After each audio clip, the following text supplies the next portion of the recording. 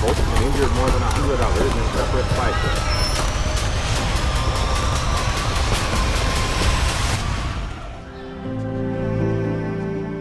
৫৫ বছর আগে এক নারকীয় হত্যাকাণ্ডের কাল রাত্রির আঘাত নিয়ে উঠেছিল মুক্তির সূর্য, যার কিরণ চূড়ান্ত পথ দেখিয়েছিল স্বাধীন সার্বভৌম বাংলাদেশের। পরাধীনতার শিকল ভাঙার অদম্য বাসনায় গর্জে উঠেছিল ৭ কোটি বাঙালি। সেই অদম্য বাসনা যে আজও সতেজ তা স্পষ্ট শিশু মাস্তুরা রশিদের লাল সবুজের পতাকা উঁচিয়ে রাখার চেষ্টায়। মায়ের সাথে স্মৃতির মিনারে দাঁড়িয়ে সূর্য সন্তানদের এই স্মরণই জানান দিচ্ছে মুক্তিযুদ্ধ অম্লান হবার নয়।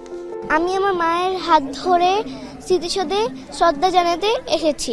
আমরা ছোটবেলা থেকে যারা শহীদ হয়েছে তাদের কথা শুনে পেয়েছি, তারা আমাদেরকে মুক্তি দিয়েছে এবং তাদের কথা আমরা ভুলবো না। আমার মেয়েকে নিয়ে আসছি জাতীয় স্মৃতিসৌধে স্বাধীনতা যুদ্ধ সম্পর্কে জানানোর জন্য, ওকে দেখানোর জন্য।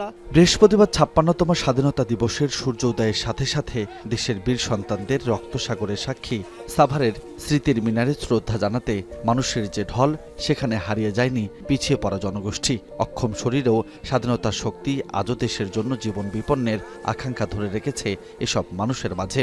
দেশকে ভালোবাসি বলেই আমরা স্বাধীনতা দিবসের চেতনাকে রক্ষা করার জন্য এখানে ফুল দিতে এসেছি। স্বাধীনতা অর্জন করার চেয়ে স্বাধীনতা রক্ষা করাটা অনেক কঠিন। আমাদেরকে অবশ্যই কষ্ট করে হলেও আমাদেরকে স্বাধীনতা রক্ষা করতে হবে। পরাধীনতার ভাঙা শিকল শুধু ভৌগোলিক মুক্তিই নয়, বরং বিশ্ব দরবারে একটি আত্মমর্যাদাশীল জাতি হিসেবে মাথা উঁচু করে দাঁড়াবার অধিকার দিয়েছিল। অর্জিত সেই সম্মান আর সাহসের চেতনা থেকে বর্তমান তরুণ প্রজন্ম অনেকটাই বঞ্চিত।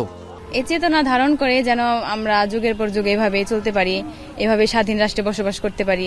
আমরা শুধুমাত্র যেন দিন পালনের জন্য এখানে শুধুমাত্র ফুল আর ব্যানার নিয়ে এসে না দাঁড়াই, সেই জিনিসটাকে ভেতরে লালন করি, ধারণ করি। স্বাধীনতার ৫৬ বছরে কতটা পূর্ণতা পেল বাংলাদেশ, সে উত্তরে অনেকটাই হতাশার বাণী। প্রাপ্তির থেকে অপ্রাপ্তির পাল্লাই যেন ভারী।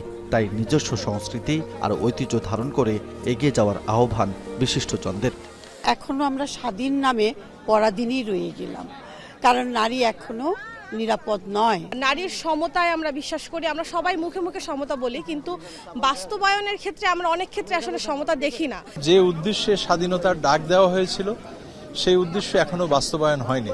এটা হয়নি বিশেষ আমাদের রাজনৈতিক প্রেক্ষাপটের কারণে। যতগুলো সরকার আসবে তাদেরকে অবশ্যই মুক্তিযুদ্ধের সঠিক ইতিহাস সেটা সংরক্ষণ করতে হবে, প্রচার করতে হবে, প্রচারণা করতে হবে। দলমত নির্বিশেষে ঐক্যবদ্ধ পথ চলাই স্বাধীনতার শ্রেষ্ঠ অর্জন। জাতিসত্তা রক্ষা, সংস্কার এবং ন্যায় বিচার নিশ্চিত করার মাধ্যমেই কেবল স্বাধীনতার পূর্ণতা সম্ভব, এমন মত রাজনীতিবিদদের।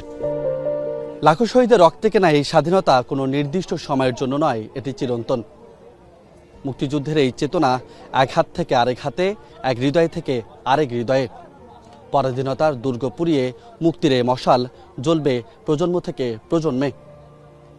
সাভারের স্মৃতিসৌধ থেকে রাজু আহমেদ, এখন।